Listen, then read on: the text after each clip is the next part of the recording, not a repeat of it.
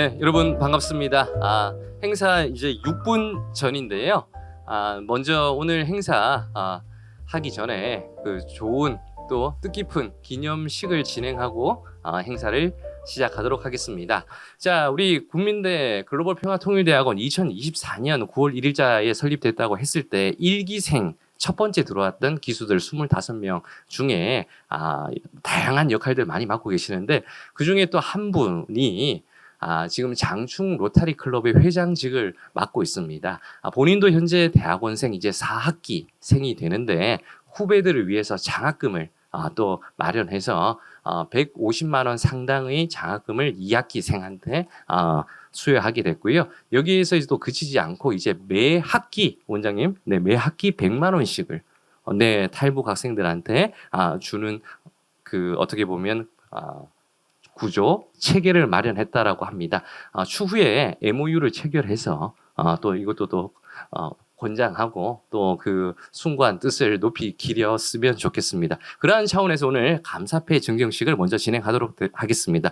자, 감사패 글로벌평화통일대학원 지금 4학기생 김형진 귀하의 헌신과 노력으로 글로벌평화통일대학원 본 대학원의 발전에 큰 힘이 되었음을 감사의 패로 말씀드립니다. 그간의 공로에 진심으로 감사드립니다. 국민대학교 글로벌평화통일대학원 원장 김형진.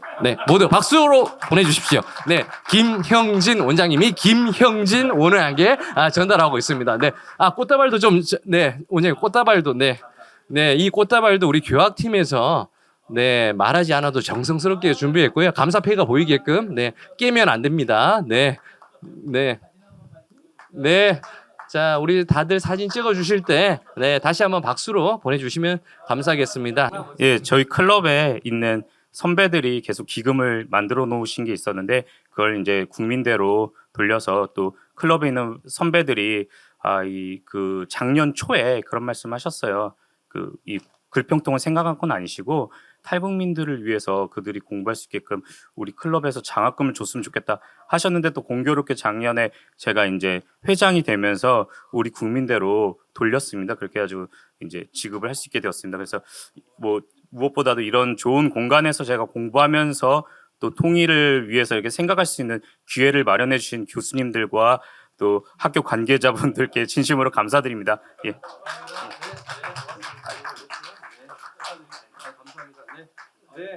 그럼 지금부터 2026년 남북 관계 전망과 한반도 평화를 위한 과제 이 주제로 세미나를 진행하도록 하겠습니다. 먼저 우리 김영진 원장님의 개회사를 듣도록 하겠습니다. 박수로 청해 주시면 고맙겠습니다.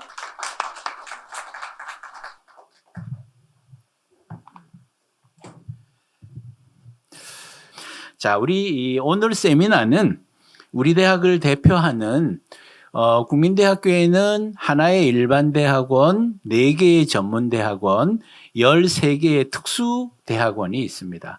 저는 단연컨대 우리 글로벌평화통일대학원이 최고의 대학원이다라고 생각합니다. 자, 그래서 우리 글로벌평화통일대학원과 또 독립에서 통일운동으로라는 목표를 가지고 활동하고 있는 우리 국민대학교 한반도 미래연구원이 공동 주최하고 있습니다. 아울러 통일부가 후원하는 오늘의 주제, 우리 여기 앞에 부제로 되어 있습니다만 한반도 안보와 통일의 상관관계 고찰이라는 주제로 오늘 세미나를 진행하고 있습니다. 오늘 우리는 2025년 통일 정책에 대한 평가를 바탕으로 2026년에 남북 관계의 전망, 한반도 평화를 위한 과제, 이와 같은 것들을 논의하고자 오늘 이 자리에 모셨습니다. 최근 한반도를 둘러싼 안보 지형 아주 복합적으로 빠르게 변하고 있는 것 같습니다. 아울러 국제 질서 역시도 빠르게 재편되고 있다라는 것은 우리 모두 다 함께 이해하는 일이 아닌가 싶습니다.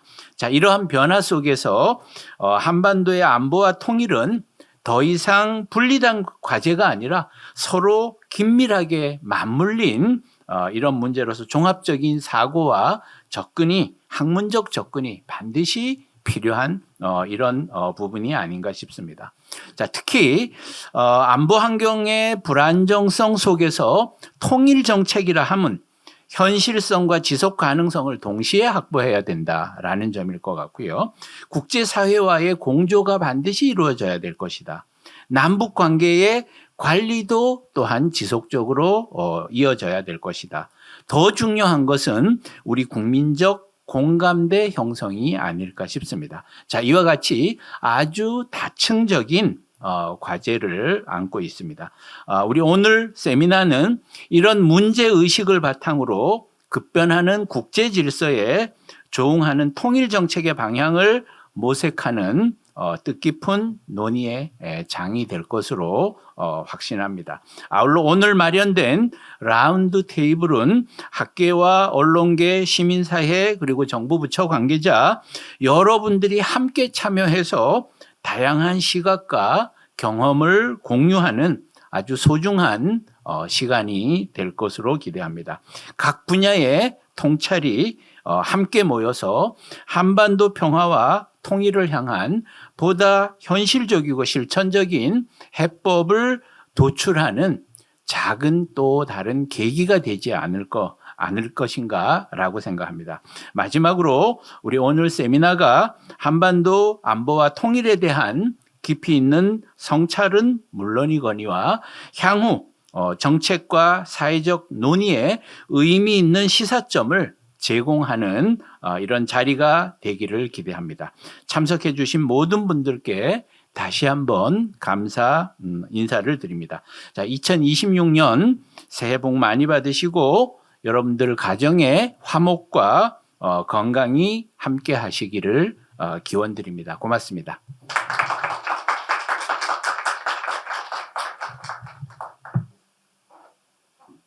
네, 현재 글로벌 평화통일대학원 원장님 또 한반도 미래연구원 원장직을 맡고 계신 김영진 원장님의 계회사였습니다.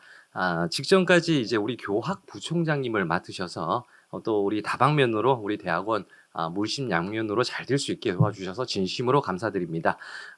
아마 환영사를 염두에 두시고 우리 김주현 원장님을 소개를 안 하신 것 같고요. 좌장을 소개하면서 우리 김주현 원장님 인사 말씀도 듣고 시작하도록 하겠습니다. 국민대학교가 이제 통일교육의 선두로 자리매김했던 것이 6년이죠. 15년입니다. 15년 9월 1일자로 한반도 미래연구원이 만들어졌습니다. 한반도 미래연구원을 사실상 만들어주시고 초대 원장직을 역임해 주신 김주현 원장님 오늘 좌장이신데요. 박수로 환영해 주시면 고맙겠습니다. 네, 이렇게 와주셔서 방학 중인데 이렇게 와주셔서 반갑고 감사합니다. 우리는 항상 일당백을 우리가 주장하고 있기 때문에 오늘 20분 모이시면 2,000명 모인 걸로 그렇게 알겠습니다.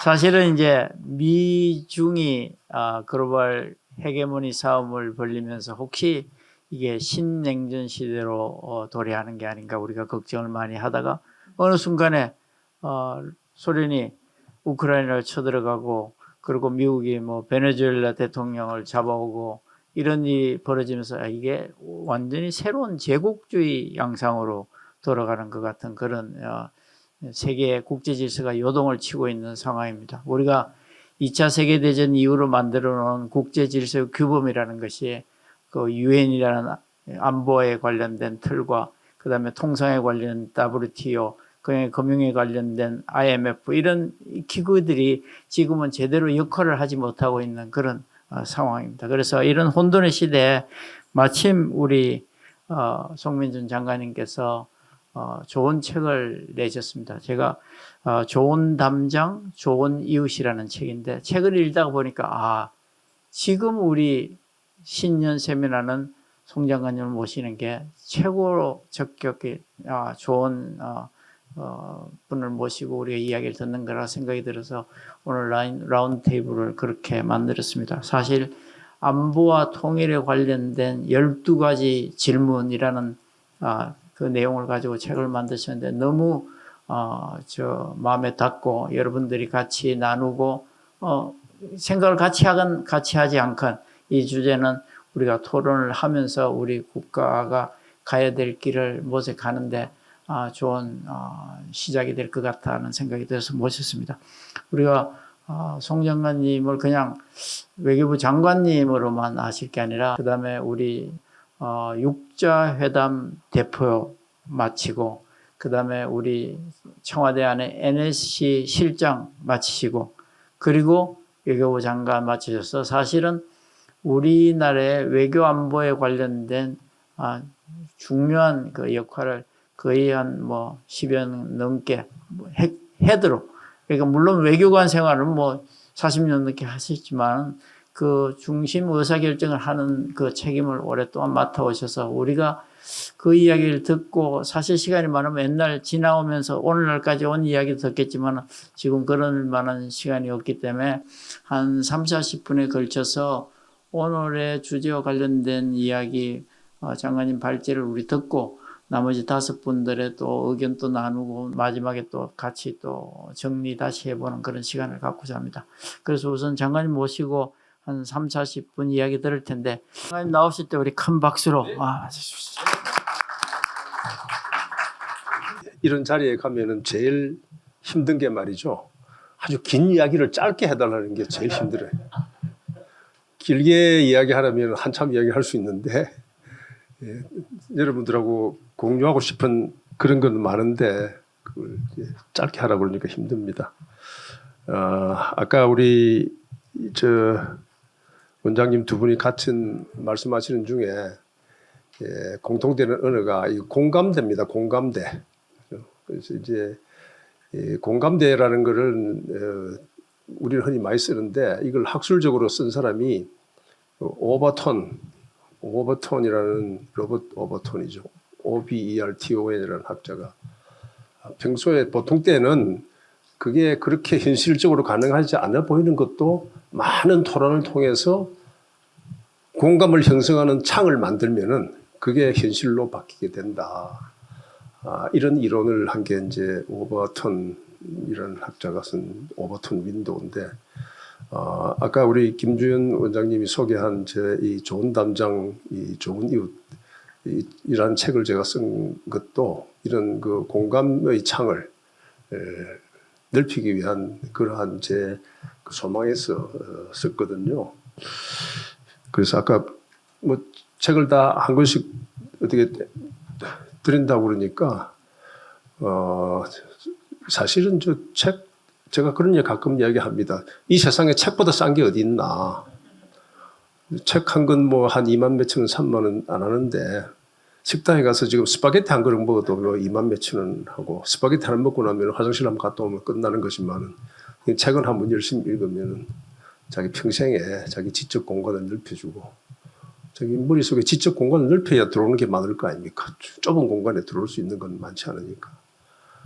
그런 면에서 마침 그 책을 소개해드리고 드린다니까 시간 나면은 하고 제가 책을 원래는 긴 저기 한 400 몇십 쪽 되는데 아주 긴 글이 돼 있어서 그거를 12조각을 나눴어요. 12조각을 나누는 이유는 이게 이제 딱딱한 주제를 길게 읽으면은 소화가 안 되니까 한 번에 한 장에 한 3, 40쪽 정도 해서 한번 읽어보고 북한은 핵을 포기할 것인가 우리가 이제 가까운 장래에 통일은 가능할 것인가 북한이라는 나라가 붕괴할 수 있나 미국은 우리를 언제까지 보호해 줄 것인가 한국은 핵 개발 능력을 북한은 핵무기를 가졌는데 우리는 어디까지 갈 수 있나 이렇게 질문을 나누어서 만들어서 정리를 했습니다. 근데 지금 마침 이제 이거 오늘 우리가 처해 있는 안보 환경과 통일 문제 이야기를 하는데 저는 일찍이 외교관 생활을 시작할 때부터 안보와 통일 문제에 주로 근무를 많이 했어요. 해외 공간도 그렇고 해외 공간도 그 당시에 분단의 상징이었던 베를린 서베를린이죠. 1970년대 서베를린에서 근무를 하고 국내에서 보직도 주로 안보와 통일에 관한 걸 했는데 저는 그걸 일을 할 때 늘 염두에 두는 게 동서와 남북의 교차를 잘 만들어야 된다. 무슨 말씀이냐 하면은 우리가 이 통일 이야기를 하면은 늘 그리고 안보 이야기를 하면은 남북 분단, 그다음 통일 이게 남북 차원에서 모두 시각으로만 이걸 보는 경향이 많아요. 그런데 우리가 왜 분단이 되고 분단이 이렇게 극복을 하지 못하고 있는가 하는 이런 또 상황은 동서의 차원에서 봐야 됩니다. 동서의 차원이라는 게 국제정치, 미국과 중국 지금은 과거 냉전 시절에는 미소 냉전 때 분단이 됐고 그래서 이 동서의 시각과 남북의 시각을 잘 맞춰 봐야 우리가 갈 수 있는 길을 이렇게 조망할 수 있는데 제가 이 이야기는 이 북한대학원 다 마치고 이제 북한대학원 총장으로 잠시 있었는데 그때 아마 그 학교에서 저보고 그 자리를 좀 해달라는 게 바로 그런 그 동서와 남북의 시각을 잘 조해서 학교 교육에 좀 힘써달라 하는 그런 뜻으로 생각을 하고 받아들인다 이렇게 말씀을 드린 적이 있습니다. 그런 생각을 염두에 두고 지금은 이제 우선은 지금 우리가 처해 있는 지금 현재 세계의 이 현황, 국제 질서가 어떠냐 하는 이런 거는 거기 뭐 이미 드린 그 총회에도 있습니다만은 지금 사실 세계 질서가 우리가 늘 2차 대전 이후 1990년까지는 냉전 시기에는 동서냉전으로 나누어져 가지고 이제 동구권, 자유진영, 공산권과 자유진영 이렇게 나누어서 살다가 그다음에 1990년부터 지난 한 30년 동안은 미국이 주도하는 세계로 또 살았지 않았습니까? 2차 대전 후 1945년부터 90년까지 45년은 냉전의 질서, 그다음에 1990년부터 2020년 한 30년은 미국 주도의 질서 이렇게 살다가 지금은 그 질서가 완전히 붕괴되면서 사실은 보면은 이제 국제 질서가 약간 이 혼란을 넘어서 굉장히 진짜 좀 험난하죠. 험난해. 제가 제목이 됐는데 험난한 세계가 이렇게 됐는데 저는 이 험난한 세계가 지금 뭐 우리가 잘 보고 있듯이 이 피와 식별이 안 됩니다. 적과 친구가 구분이 안 되고 적인 듯이 친구고 친구인 듯이 적이고 이런 세상이 되니까 우리가 제일 험하잖아요.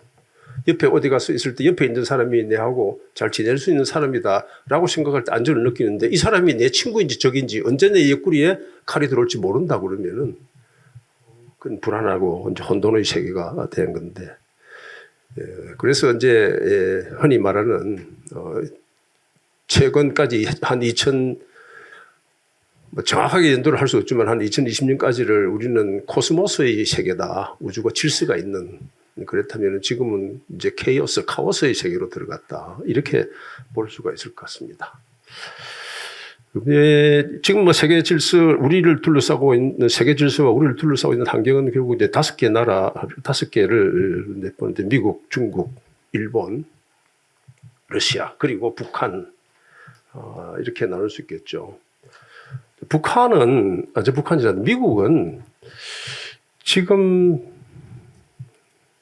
우리가 알던 미국은 어디 갔잖아요. 없잖아요. 그죠? 우리가 알고 있는 미국은 지금 사실 없어지는 것과 비슷할 정도로 돼 있는데 미국에 등장한 건 미국은 그냥 몇 가지를 저는 그렇게 이 성격 규정을 했습니다. 일방주의이고 고립주의고 그리고 동맹을 벌이는 이런 동맹방기 이렇게 제가 거기에 정리를 해놨는데 어떤 사람들은 미국이 지금 왜 고립주의냐 그냥 베네수엘라 가서 대통령 납치해가고 지금 그린랜드 내놓으라고 그러고 이란 데 가서 폭격을 하겠다고 그러고 그다음에 하마스 가자도 가서 폭격을 거기도 미국이 관리하겠다고 그러고 이렇게 하는데 미국이 어떻게 일방주의냐 이렇게 이제 의문을 제기하는데 잘 보십시오. 미국은 지금 이야기하는 이 지역에 있어서 우크라이나도 마찬가지고 거기에 자기들의 지상군을 투입하지는 않습니다. 군대를. 깨끗했으면 자기 군인이 절대 다치지 않는 미사일이나 비행기로만 때리고 자기 군대는 땅에 대지 않는 그런 상황이 되는데 어느 지역에 가서 자기 이 지상군을 땅에 투입시키지 않고는 결국 그 지역은 관리를 할 수가 없습니다. 개입이 안 되는 겁니다. 그런데 과거에 지상군을 투입했던 게 이라크, 아프가니스탄 이거 했다가 완전히 실패했거든요. 그래서 이제 미국이 지금 제가 하는 고립주의라는 것은 미주 대륙 지금 이제 미주 대륙이라고 하면은 이제 미국 지리적으로 보면은 그린랜드에서부터 파타고니아까지죠. 남미 파타고니아니 거기를 제외한 지역에는 앞으로 지상군은 투입은 좀 어려울 것이다. 그런데 이제 지금 이미 있는 지상군이 있는 곳이 한국에 군이 있고 일본은 지상군이 많지 않습니다만 이제 독일, 유럽 이렇게 있습니다만 그 외 지역에서 추가적으로 군대를 투입하는 이런 것은 안 할 것이다. 막 그런 차원에서 일종의 일방주의와 고립주의가 배치되는 게 아니다. 그다음에 근데 지금 미국을 이제 보는 시각이 우리한테 가장 중요한데 지금 미국이 지금 여러 군데서 자기 주장을 강조하고 있는데 저는 이 상황을 지금 미국이 하고 있는 거 보면 상당 부분이 어떻게 보면 파울 플레이거든요. 아까 우리 김지현 원장님이 국제질서, 유엔 안보리, IMF, WTO 이러한 제도에 의해서 2차 대전 후에 질서가 유지되어 왔는데 지금 WTO 같은 것도 해놓고 미국이 그대로 다 없애버렸잖아요.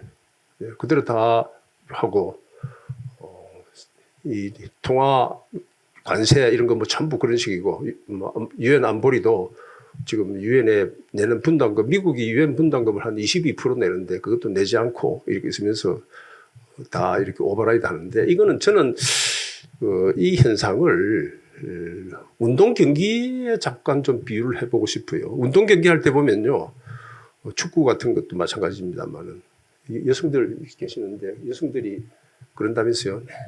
남자들이 하는 이야기 중에 제일 듣기 싫은 게 뭐 군대 이야기고 그 중에서 특히 군대 가서 축구한 이야기가 제일 듣기 싫다고 그런다는데 그하고는 상관없이 이 운동 경기를 할 때 자기가 힘이 딸리면은 반칙을 합니다. 이제 축구 경기에서 옐로 카드, 레드 카드 많이 제일 받는 게 백어택이거든요. 뒤에서 발을 건다는 거는 주력이 딸리고 전략이 잘 돼 있으면 앞에서 막을 수 있는데 그게 못 막고 주력은 딸리고 하니까 뒷발을 걸어서 레드 카드를 받고 이러는데 지금 이제 미국이 하고 있는 건 상당 부분이 이제 그런 겁니다. 백어택하고 레드 카드 받는 건 다른 나라 같으면은 이따 레드 카드 받을 일을 이제 하고 있는 건데 그런데 그게 현실이니까 어떻게 하겠습니까? 그런 게 지금 미국의 현상인데 그래서 이제 지금 이 미국은 과거에는 지금 이야기한 유엔이라든지 WTO라든지 IMF 이런 다자적 질서를 따라서 하던 걸 다 포기하고 일방적으로 하고 있습니다. 근데 이게 이제 국제사회에서 자기 나라가 힘이 셀 때는 다자적 질서를 추구합니다. 힘이 셀 때는. 그 능력이 있으면은. 그런데 이제 힘이 딸리면은 양자적으로 나갑니다. 1대1로. 이게 똑같이 중국이 과거에는 2010년 이전까지만 해도 뭘 이렇게 다자적으로 문제를 해결하는 여러 나라가 모여서 문제 해결하는 걸 별로 좋아하지 않았어요.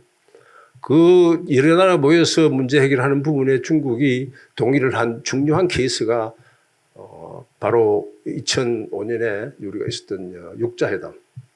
그전에는 중국이 그렇게 육자회담 이렇게 하려고 하지 않았습니다. 다 1대1로 하려고 그러지. 중국은 그때부터 자기 좀 자신감이 생기면서 다자적으로 돌았고 지금 미국은 그때까지 다자적으로 하던 걸 그 이후에는 다 양자적으로 바꾸고 있습니다. 여러 나라 모여서 하는 거. 그래서 보면은 트럼프가 무슨 APEC이다, GH다, 무슨 뭐 이 G20 회담할 때 보면은 여러 나라 모여 있는 데는 가서 얼굴만 비치고 사라져 버려요. 아유, 내가 여기서 뭐 여기 작은 나라들하고 다 모여가고 내가 왜 그 많은 사람 중에 하나로 끼어서 있느냐 이렇게 하고 가버린다고. 근데 반대로 중국은 지금 다 다자적으로 하자. 아시아하고 세계적으로 다자적으로 여러 나라 모여서 하자. 이렇게 지금 미국과 중국의 위치가 지금 바뀌었어요, 서로. 완전히 롤플레이가 달라진 겁니다. 이게 대표적으로 언어로 나타난 게 한국과의 관계에서는 얼마 전에 우리 대통령이 중국에 갔는데 시진핑이 우리 보고 뭐라고 그러냐면은 역사의 바른 편에 서라. 예? 역사의 바른 편. The right side of history라는 말을 쓰는데 역사의 바른 편에 서라. 이 역사의 바른 편이라는 거는 그 말 자체는 굉장히 진짜 오랜 역사를 갖고 있는 겁니다. 헤겔 마르크스로 이어지는 그 시절부터 나온 게 역사의 바른 편인데 미국이 특히 이제 1990년 냉전 종식 이후에 미국이 제일 많이 썼던 말이 역사의 바른 편으로 오너라. 그건 다시 말해서 자유주의, 그다음에 개방, 그 다원적 질서 이런 것들을 오라 이렇게 할 때 미국이 right side of history. 제가 역사의 바른 편 이걸 가지고 당시 미국의 국무장관이던 그 컨돌리자 라이스하고 많은 토론을 한 적이 있습니다만은 시진핑이 한국의 대통령 보고 역사의 바른 편으로 오라는 거는 역사는 미국은 물러가는 거고 우리가 지금 중국이 역사의 바른 편에 서 있기 때문에 일로 오라 이런 뜻인데 뭐 대통령이 그 말이 좀 거북스러우니까 뭐 공자님 말씀이라고 했다 이렇게 좀 받아 넘긴 걸로 저는 이제 이해를 합니다만은 지금은 이제 미국과 중국이 이런 상황이 서로 역전이 전도되고 있습니다. 그 다음에 우리가 지금 염두에 둬야 될 거는 지금 일본하고 중국하고 으르렁거리잖아요. 다카이치 일본 총리가 대만의 유사 사태가 생기면 그건 일본의 유사 사태다. 이건 우리가 볼 때 그냥 얼른 넘어갈 수 있는 말 같죠. 그죠? 아니, 뭐 대만에 뭐 일이 생기면 바로 옆에 뭐 생기니까 내한테 그 굉장히 위험한 일이니까 이게 유사 사태다. 제3자가 보면은 뭐 그게 뭐 어때서 이렇게 되는데 중국은 이 말을 절대 받아들일 수가 없어요. 중국은 이 말을 그대로 가만히, 그 말을 듣고도 가만히 있으면은 대만이 중국의 일부라는 말에 일본이나 다른 나라가 도전을 해도 뭐 중국이 그냥 가만히 있구나. 그래서 중국의 이 외교 역사상 중화인민공화국이 생긴 이후로 이런 말을 듣고 그대로 가만히 있을 적은 없어요. 앞으로도 있기 어려울 겁니다. 여러분들이 한번 잘 보시면은 일본이 그 문제 다카이치의 발언에 대해서 어떤 구체적인 변경을 가하지 않는 한 중국은 계속 일본에 대해서 할 수 있는 행동을 다 할 겁니다. 지금은 요새 뭐 어떤 히토류 같은 거 이런 거를 가지고 압박하고 다른 걸 하는데 그래서 이제 일본이 지금 그 때문에 이제 고민을 하고 있고 한 그런 상황이 됐는데 여기서 우리가 중시해야 될 거는 일본과 중국이 마찰이 생기는 거는요. 미국과 중국이 마찰이 생기는 것보다는 훨씬 휘발성이 셉니다. 휘발성. 참 불이 붙는다 이거예요. 왜 그러냐? 중국과 미국과 중국은 한반도에서 전쟁을 맞부딪힌 적은 있고 또 월남전에서도 간접적으로 부딪힌 적은 있지만은 직접 자기 땅을 두고 싸워본 적이 없어요. 그런데 일본과 중국은 일본에 대해서 원한이 맺혀 있거든요. 쉽게 말해서 나는 맞기만 했지 때려본 적은 없는 겁니다. 그래서 둘이는 퉁을 칠 수가 없어. 퉁을 한번 쳐야 되는데 한 번 치고 한 번 맞고 한 번 이렇게 해서 독일과 프랑스처럼 이렇게 퉁 치면 되는데 이 사람은 퉁을 치지를 못했어. 그래서 일본은 중국은 그 문제에서 무지하게 민감하고 여기서 일이 붙으면은 휘발성이 굉장히 세지고 지금 이제 대만에서 무슨 일이 생긴다, 동중국에서 무슨 일이 생긴다. 그러면은 그거는 바로 한반도에서 일이 생기는 거하고 같습니다. 똑같은 겁니다. 그건 뭐 대만이 저 남쪽에 있으니 뭐 거기서 뭐 일이 생기겠지. 그런 게 아니고 바로 한반도 일이 생기는 이런 상황이라서 일본과 중국이 부딪히는 현상은 우리로서는 굉장히 유심하게 봐야 되고 신경을 많이 써야 되고 물론 이번에 아마 한일 정상회담에서도 물론 그런 이야기가 나왔겠습니다만은 한국으로서는 여기에 대해서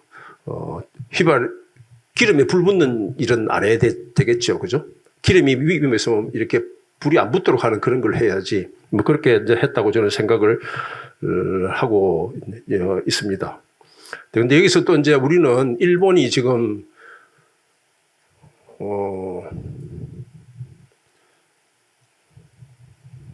군비를 굉장히 2배로 늘리고 있잖아요. 우리가 특히 이제 일본이 이 군비 늘리는 데 대해서는 민감한 나라인데 그동안에 일본은 국민 총생산의 1%를 국방 예산에 넣었던 거를 지금 2%까지 늘린다. 이게 2배로 늘리는 이런 상황이 되고, 이 군비라는 거는 정강이 되면은, 무기라는 거는 많이 가지게 되면은 그건 어딘가에서 터지게 돼 있어요. 애들이 장난감 많이 가지고 있으면 어디 가서 굴리고 싶지. 집에 자동차 사가지고 그냥 창고에 차고에 넣어놓고 있지 않은 것처럼 길에 많이 다니게 됩니다. 길에 많이 다니게 되면 어딘가에서 부딪히게 돼 있어요. 그래서 이게 군비를 통제를 많이 해야 되는데, 아시아에서 이거 군비 경쟁으로 이제 갈 수 있는 이런 위험성이 깔려 있다. 그리고 이제 북한이 이제 러시아하고 북한 이야기했는데, 우크라이나 전쟁 때문에 북한이 우크라이나는 아니죠. 러시아에다 군대도 보내고 북한과 러시아의 관계가 정치, 군사, 경제 여러 측면에서 가까워지고 있다. 앞으로도 저는 그게 계속될 거라고 봅니다. 왜냐, 사람들은 뭐 우크라이나 전쟁이 끝나면은 뭐 북한하고 중국하고 관계도 대충 그렇게 정리되지 않겠느냐, 이렇게 희망적으로 보는 경우도 있는데, 저는 그렇게 생각지는 않습니다. 우선 우크라이나 전쟁이라는 게 그렇게 깔끔하게 끝날 수 있는 전쟁이 아닙니다.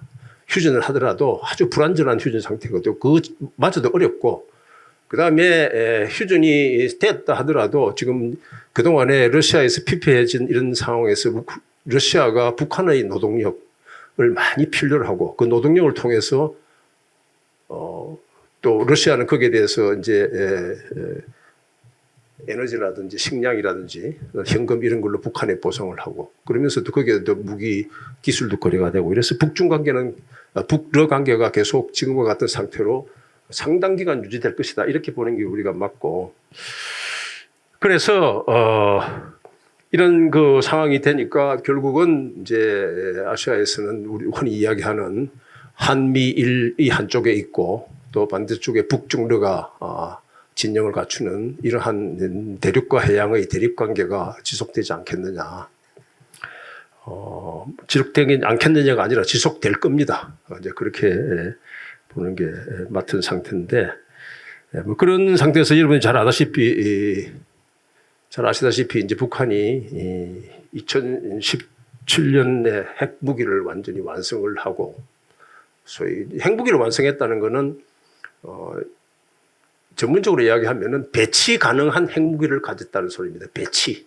그냥 창고에만 있는 핵무기가 아니라 실제 현장에다가 배치할 수 있는 사용, 영어로는 deployable nuclear weapon을 가졌다, 이런 건데, 핵을 가진 북한과 핵을 가지기 전의 북한과 핵을 가진 후의 북한은, 저는 비유를 한다면은 에덴의 동산에서 금단의 열매를 먹기 전의 인간과 먹기 후의 인간과의 차이만큼이나 다르다, 이렇게 생각을 합니다. 이런 상태에서 북한이 이제 적대적 두 국가를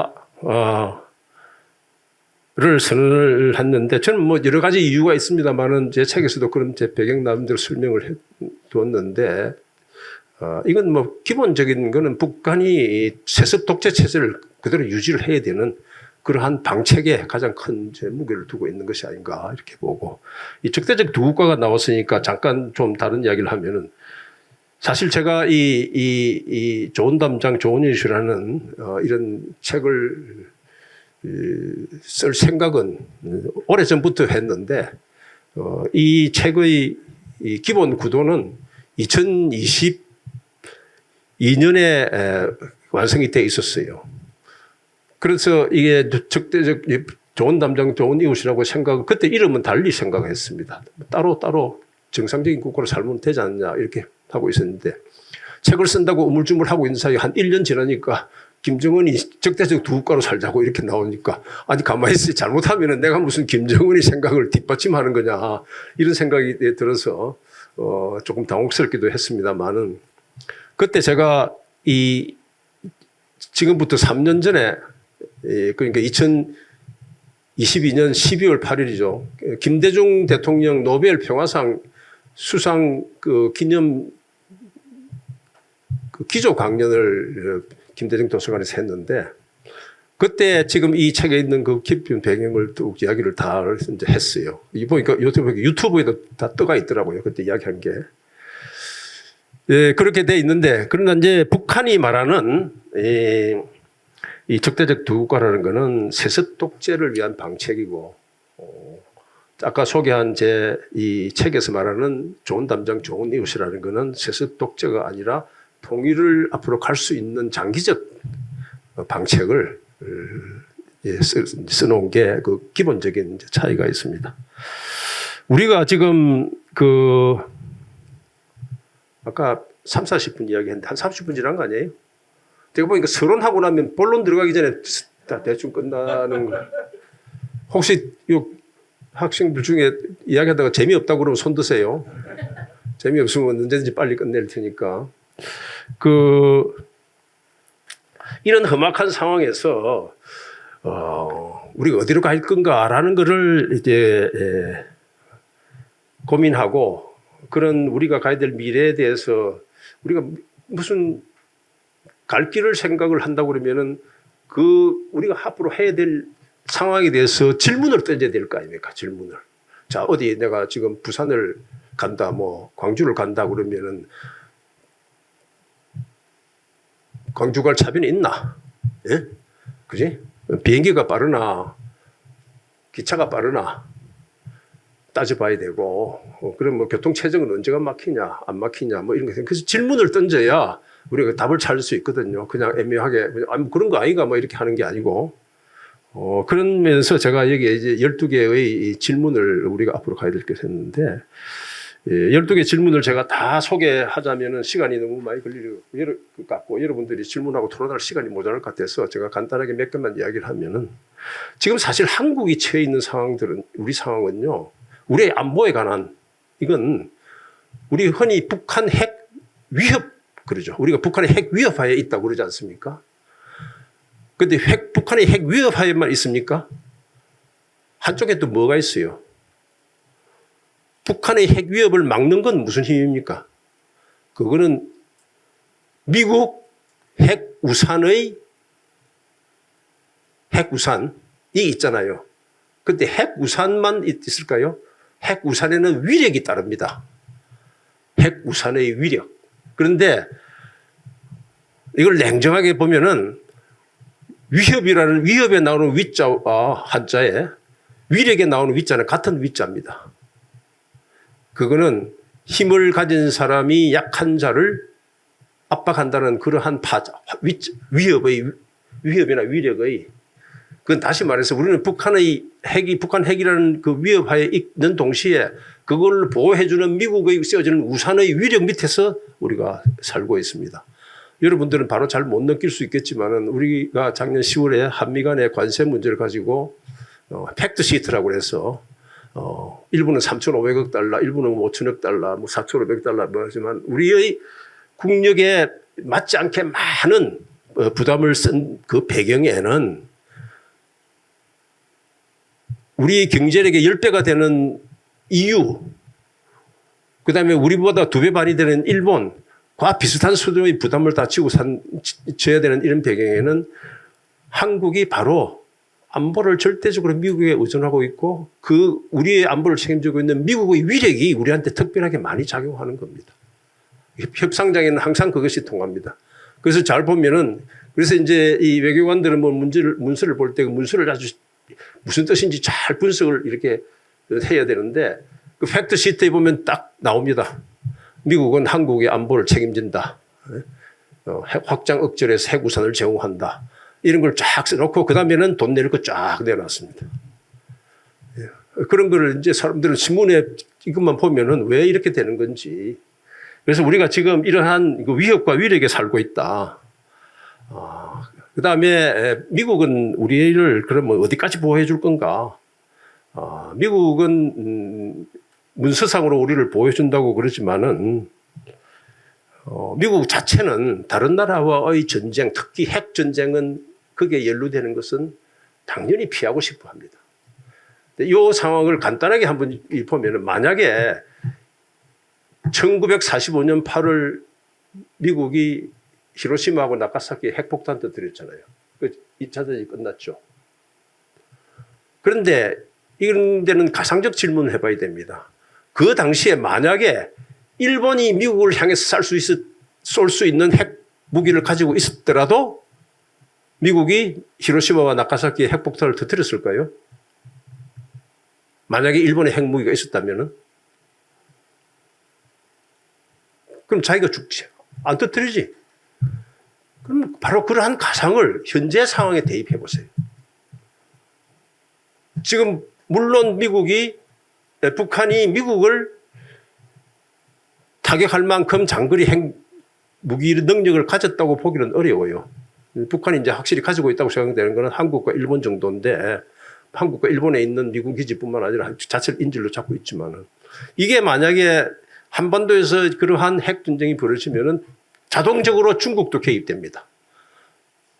자동적으로. 중국은 바로 미국을 타격할 수 있는 핵 국가입니다.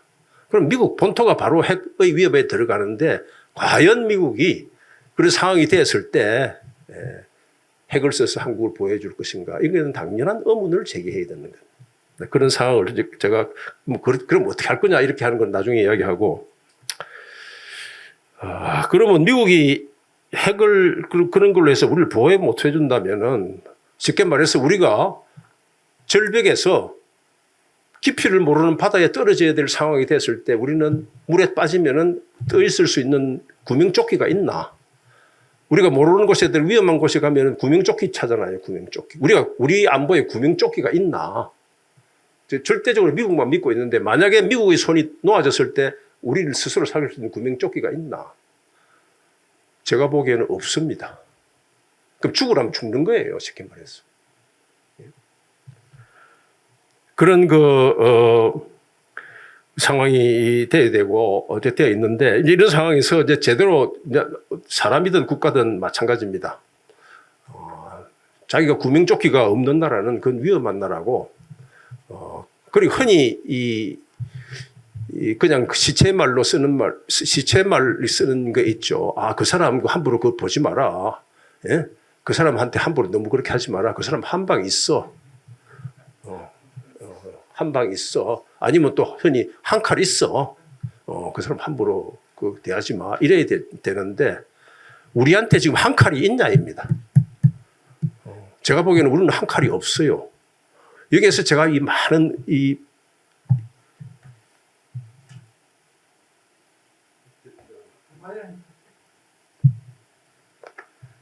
이런 고민 속에서 이게 짜낸 겁니다. 짜냈다는 거는 제가 이 문제에 일을 시작한 지가 금년이 딱 50년입니다. 1975년에 외교부에 들어가서 2020, 작년이 50년인지 금년이 50년이 넘었네요. 50년의 생각을 그 전에 있었던 것은 여러분이 혹시 아시는지 모르겠습니다만, 빙하는 움직인다라는 회고록을 제가 남겼는데, 빙하는 움직인다는 것은 그때까지 지금부터 10년 전입니다만은 있었던 일들을 기록하면서 이건 잘했고 이건 잘못했다, 새로 하라면 어떻게 하겠다라는 걸 회고한 거고, 기록하고 반성한 거. 이거는 그때 기록하고 반성한 걸 가지고 과거가 아니고 미래는 어떻게 했으면 좋겠다라는 게 고민한 그 책인데, 이제 우리나라는 이거 한 방 없으니까. 그러니까 어디 가더라도요, 저 사람은 한 방이 없다 이래 싶으면은 무시당합니다. 여러분들은 우리가 무시당하는, 아까 우리 경제 10배가 되는 이후에 6천억 달러 내는 사이에 우리가 그 10분의 1밖에 안 되는 나라가 5,580억 달러를 짊어지는 거는 한 방이 없대. 네가 하라는 대로 해야지 어떡할 거야. 그런데 일본과 유럽은 다릅니다. 유럽은. 앙겔라 메르켈이 트럼프 일기 때 트럼프가 유럽에 가서 좀 이렇게 너무 가볍게 하고 그러니까 앙겔라 메르켈 독일 총리가 뭐라고 그러냐면은 트럼프 보고 유럽 안보는 유럽이 책임져야 될 때가 오는 것 같다. 그 말이 무슨 말일까요? 유럽 안보는 유럽이 책임져야 되겠다. 이 말은 무슨 말일까요? 그거는 독일이 핵무장한다는 소리입니다. 독일이 핵무장할 수밖에 없겠네. 자꾸 그러면 내 한 칼. 독일은 언제든지 할 수 있는 준비가 돼 있어요. 일본도 미국이 너무 쪼우면은 항상 그 자기 카드를 내려고 있습니다. 일본은 비유를 어떻게 하냐면 이 전문가들은 스크루 드라이버 한 바퀴만 돌리면은 비핵 국가에서 핵 국가로 갈 만큼 가까이 가 있다. 예. 저 이케아 가구 조립할 때 스크루 드라이버 돌려보죠. 예. 다 돼 있어요. 그 다 짜 맞춰 있어. 마지막으로 한번 쪼으면은 고 이렇게 된다. 이런 정도로 이제 돼 있는데 우리한테는 한 방이 없어요. 그건 좀 이따가 말씀을 드리고. 그래서 이제 우리가 한 방이 없다가 보니까 참 의존을 하고 미국한테만 의존을 하고 있는데 이게 이제 그래서 우리는 흔히 이제 이걸 완전 의존을 하고 있는 동맹인데 제가 여기서 고민하는 거는 그럼 우리가 지금 너무 의존하는 데서 자립으로 좀 갈 수 있는 길은 없나? 완전 자립은 안 됩니다. 동맹 내에서 의존도가 높은 의존도는 좀 줄이고 자립도는 좀 올림으로 해서 우리의 목소리를 뭐 아까 쉽게 말해서 한 방은 아니라도 최소한 한 반방 정도는 있어야 되는 거 아이가 이런 생각을 가지고 자립형 동맹으로 갈 수 있는가라는 고민을 했습니다. 근데 자립형 동맹에서의 이 가장 핵심은 우리가 여차하면은 일본처럼 한 바퀴만 돌리면 핵무기가 될 수 있는 국가는 아니라 하더라도 한 두세 바퀴 돌리면은 핵국가 갈 수 있는 준비 태세 정도까지는 가 있어야 되고 어려운 일이지만은 그 다음에 우리의 군사 작전권을 우리가 행사해야 됩니다. 지금은요, 한국군이 스스로 군사 작전을 하면 작전을 못 합니다. 미국이 다 해줘야죠. 그래서 작전권은 돌려받아야 돼요. 이 문제에 대해서는 지금 현재 정부가 열심히 노력하고 있기 때문에 저는 그걸 응원을 하고 있습니다. 그 다음에 흔히 이제 지금 우리 이 문제 나올 때 보면 북한이 한반도 비핵화란 말 여러분 공부하는 분, 최소한 이 대학원에 공부하러 온 분들은 많이 들어보셨겠지. 한반도 비핵화. 한반도 비핵화가 뭡니까? 그러니까 어떤 여러분들이 어디 가서 무슨 일을 하다가도 아주 추상적인 말을 쓰잖아요. 추상적인 말을 쓸 때 여러분들이 거기에 어떻게 대처해야 될까를 고민할 상황에서는 그 추상적인 언어를 구체적인 언어로 바꾸어 가야 돼요. 추상적인 표현은 거기에 대해서 내가 앞으로 행동을 해야 될 것 같으면 이게 구체적인 언어를 바꿔야 됩니다. 한반도 비핵화라는 말은 북한의 핵도 없애고 남한에 대한 미국의 핵우산, 즉 주한미군도 없애고 그것이 한반도 비핵화입니다. 그 언어를 안 쓰고 계속 딴 이야기를 돌고 돌아 있는데 그 한반도 비핵화 가능하겠습니까? 그리고 북한이 이제는 과거에 협상할 때도 그게 어려웠는데 제가 협상의 한가운데 있고 그리고 2005년 북경에서 육자회담의 9.19 공동성명을 이제 할 때 그 제가 한가운데 있었습니다. 열심히 이렇게 하고 그랬지만은 그 당시에는 북한이 핵을 완성하지 못했어요. 핵을 만들고, 그 쉽게 말해서 밀가루를 가지고 반죽하고 이걸 가지고 이 국수 만들고 찐빵 만들고 하는 이런 직전 관계에 가 있었는데 이미 이걸 다 만들어 넘어버린 상태하고 그 전하고는 아까 제가 금단의 열매 먹기 전과 후이만큼 차이가 난다고 그랬지 않았습니까? 그렇게 돼 있는데 북한이 이미 그걸 다 만들어 넘었어요. 아직까지 핵을 자기 손으로 만들었다가 핵을 포기한 나라는 딱 한 나라밖에 없습니다. 남아프리카 공화국. 남아프리카 공화국은 백인 독재에 있다가 거기 흑인 정권으로 넘어가면서 흑인 정권의 핵폭탄이 넘어갔을 때 무슨 일이 생길지 모른다는 그러한 백인 정권 자체뿐만 아니라 주변 모든 서방 국가들이 힘을 여기에 모아가지고 이거 핵 없애라. 다 핵 없애고 정권 넘겨주라. 이렇게 해서 된 거지. 그 외에는 핵을 만들고 나서 핵을 포기한 나라는 없어요. 그 다음에 핵이 있으면서 두들겨 맞은 나라는 없어요. 핵이 있으면.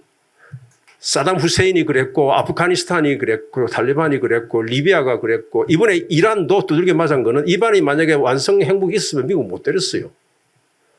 그러면 북한이 볼 때 핵을 가지고 있으면은 자, 남한에 대해서 큰 소리 칠 수 있지. 핵을 가지고 있으니까 시진핑, 트럼프 자기 만나겠다고 오지.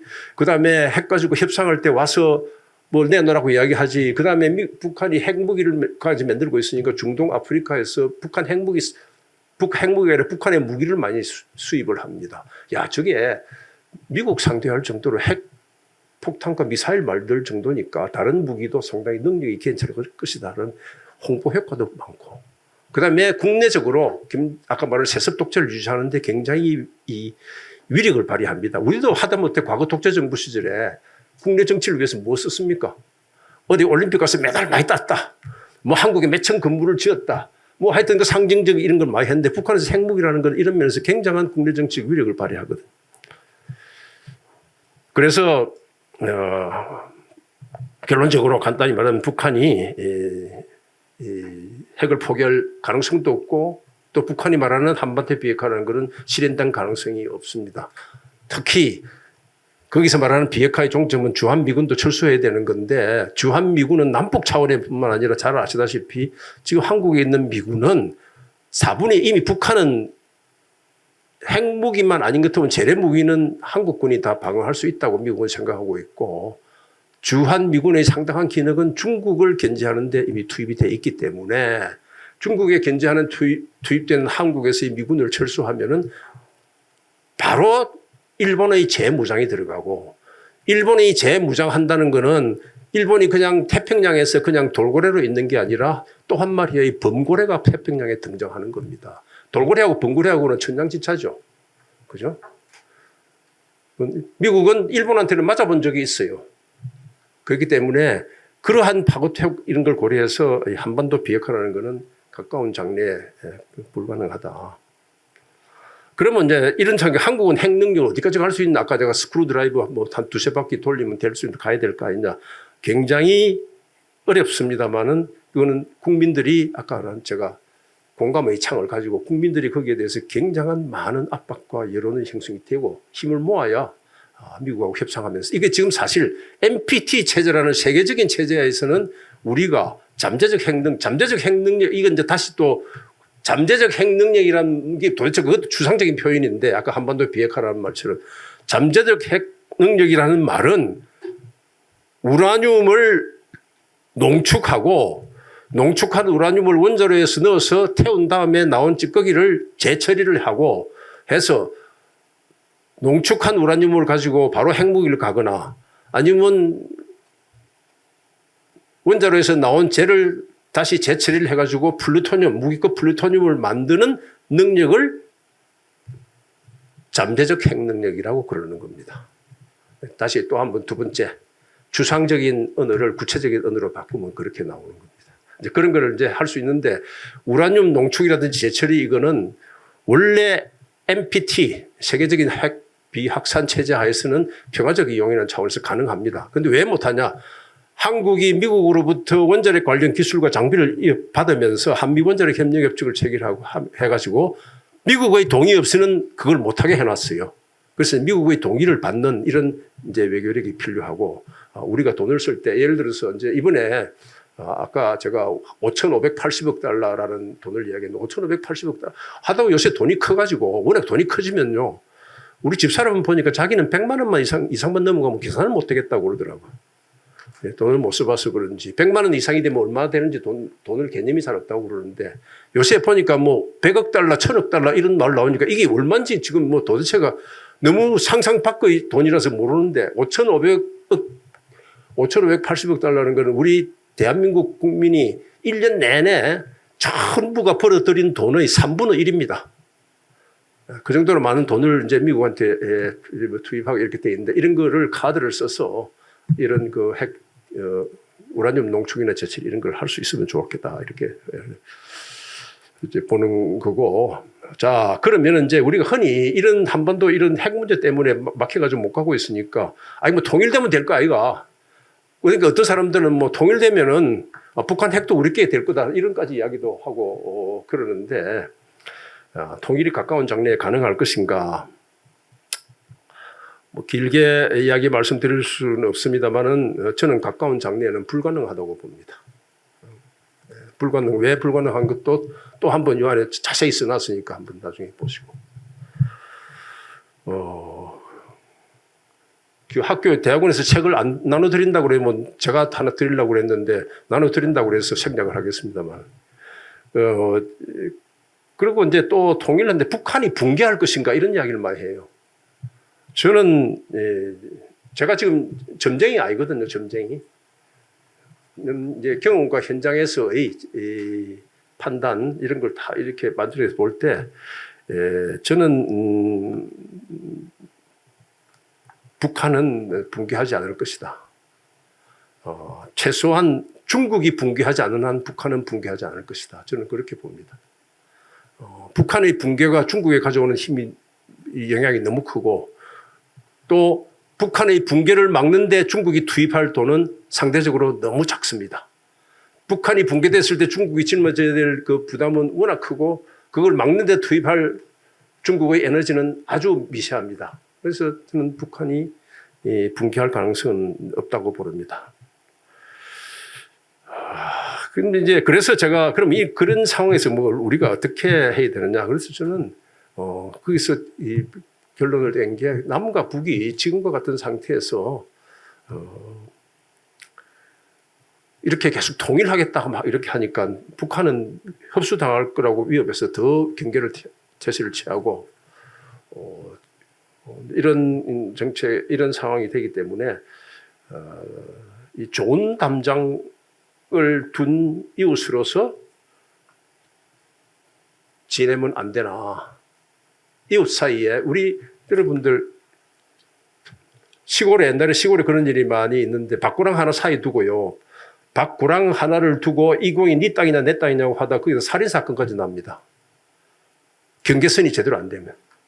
그 지금 옛날에는 그 농촌에 가면 살인사건이 났지만 지금은 도시에 가면 그거 갖고 뭐 합니까? 소송.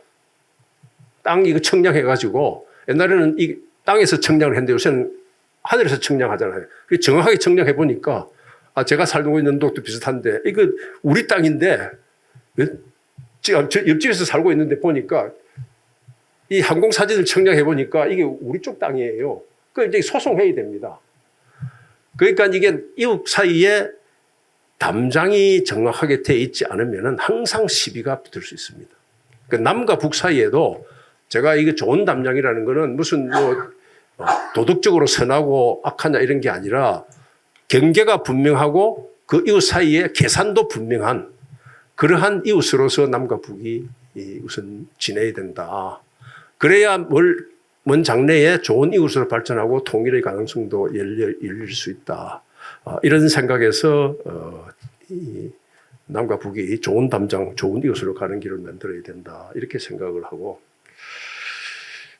그 다음에 이게 좋은 담장, 좋은 이웃으로 갔을 때에 이게 이제 통일의 문도 열어줄 수 있는 가능성이 있는 동시에 그 이전에라도 우리가 아까 앞에 제가 말하는 미국, 중국, 일본, 러시아 이런 나라들과의 사이에서 끼어 있는데 이 남과 북이 좋은 담장으로 살지 않고 그 다음에 통일의 대상이라고 하면서 서로 시비하고 또 주변국에 가서 또 우리가 이런 통일 정책을 하니까 지원해달라 이렇게 하면서 매번 거의 예외 없이 한국의 대통령은 한국의 외교장관은 미국, 중국, 일본, 러시아의 상대를 만날 때마다 우리의 대북 정책, 우리의 통일 정책, 한반도 문제에 대해서 네가 좀 지원해달라.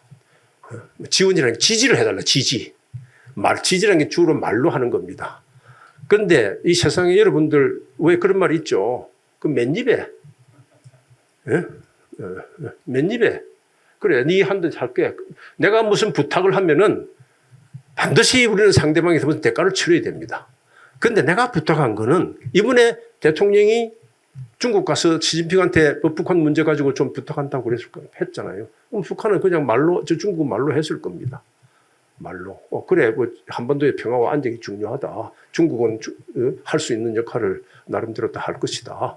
뭐, 이렇게 이야기하고 나면은, 그 다음에 중국이 말하는, 뭐, 이야기할 때, 그것도 내가 들어줘야 돼요. 그러니까 이렇게 그런 걸 뭐라고 그러죠? 외교적 가성비가 없이 그냥 대가만 치르는 이런 게 됩니다. 그러지 말고 그냥 좋은 담장 좋은 일. 북한은 그런 식으로 경계가 분명하고 서로 계산이 분명한 이러한 관계를 가지고 살면서 그리고 북한도 사실은 그걸 지금 원하고 있어요. 이제 그런 이 상태로 가는 것이 우리가 앞으로 통일의 길도 열어줄 뿐만 아니라 또 그 사이에 남미 중 이런 나라들 관리하는 데 있어도 우리의 위치가 훨씬 더 지금보다는 좀 단단하다. 예? 좀 뭐라고 그럽니까 그런 걸 좀 의연하게 할 수 있다. 괜히 별로 쓸 데도 없는 거 부탁만 하고 그게 근데 이 통일 문제라는 게 다분히 국내 정치와 연결되면서 이게 왜곡이 됩니다. 보수 진보 할 것 없이 북한 문제를 다 정치에 이용하고 싶은 유혹이 생깁니다. 정치를 하면 당연히 그래요. 정치하는 사람은 제일 중요한 게 뭐죠? 정치하는 사람이 제일 중요한 게 뭐예요? 표잖아, 표. 표가 있어야 자기 권력을 지기 때문에 이게 남북한 문제에 대해서 이게 자꾸 표로 연결되는 이기 때문에 자꾸 왜곡이 되는 겁니다. 그래서 이게 좋은 담장, 좋은 이웃으로 살면서 주변국에다가도 우리도 좀 너무 기죽지 않게 살고 또 통일의 문도 열어놓고 지금처럼 통일하겠다 그러면 통일은 점점 더 멀리 가요. 더 사이가 더 나빠집니다. 한국 전쟁 이후 지금까지 저는 한반도에서의 통일 환경은 남한과 북한의 탓만이 아니라 국제 정체가 그렇게 바뀌었지만은 악화됐으면 악화됐지 개선되지는 않았어요. 그건 통일이라는 문제를 아예 테이블 위에 여기다가 통일 올려놓지 말고 저 위에 선반 위에다 올려놓고 그 다음에 상황이 되면은 통일을 할 수 있는 그걸 만들어 놔야 오히려 지금의 통일 정책보다는 더 가능성을 높인다. 이런 이 생각이 듭니다. 제가 시간을 너무 많이 써서 다른 분 토론하는 시간까지 다 잡아온 것 같은데 이게 제가 마지막으로 이 경제라는 거는 보면 선행지수가 있어가지고 물가, 뭐 환율, 주택 가격 뭐 등등 이렇게 해서 대충 체감을 할 수가 있는데 국가의 안보에 관한 건 아까 내가 지금 절벽에 떨어질 때 구명조끼가 있나? 낙하산 떨어졌는데 보도 낙하산이 있나? 이런 거는 못 느낍니다. 경제하고 달라서. 그래서 외국 사람들이 한국을 공부하는 좀 아는 사람들이 한국 사람들이 자기 나라에 대해서 모르는 게 두 가지가 있다. 자기가 얼마나 지가 잘 사는지를 잘 모른다는 거예요. 근데 보니까 지난 한 2, 3년 사이인데 그건 아는 것 같아. 그거는 좀 한국 사람들이 배가 좀 뭐 아픈 사람이 있기는 하지만은 한국 사람들이 잘 산다는 거는 좀 아는 것 같고 우리도 조금 잘 산다 싶으니까 이제 거기에 국뽕까지 들어가지고 뭐 한국이 뭐 엄청나게 잘 사는 것처럼 생각하는 사람도 있기는 하지만은 뭐 그거 하나 있고 또 하나는 지가 얼마나 위험한 곳에 살고 있는지를 모른다는 거예요. 지가 얼마나 위험한 곳에 살고 있는지를. 이제 세계 화약고 중에 하나인데 그래서 제가 가끔 이게 사탕 발린 화약통이라는 말을 씁니다. 사탕 발린 화약통. 안에는 화약이 딱 들어있는데 바깥에는 설탕이 착 발려 있어요. 설탕이 발려 있으니까 쫄쫄쫄 빨고 있으면은 달콤하게 넘어갑니다. 근데 설탕 다 때려주면 이빨이 화약통 옆에 가면 터지는 거예요. 입속에서. 그걸 이제 흔히 이 사탕 발린 화약통인데 우리가 상당 부분에서 사탕 발린 화약통 같은 그러한 환경이 있다는 것을 염두에 두고 이런 좋은 담장, 좋은 이웃으로 사는 방법에 대해서 심각하게 다들 고민을 해봐야 될 거다라는 걸로 우선 마치겠습니다. 감사합니다.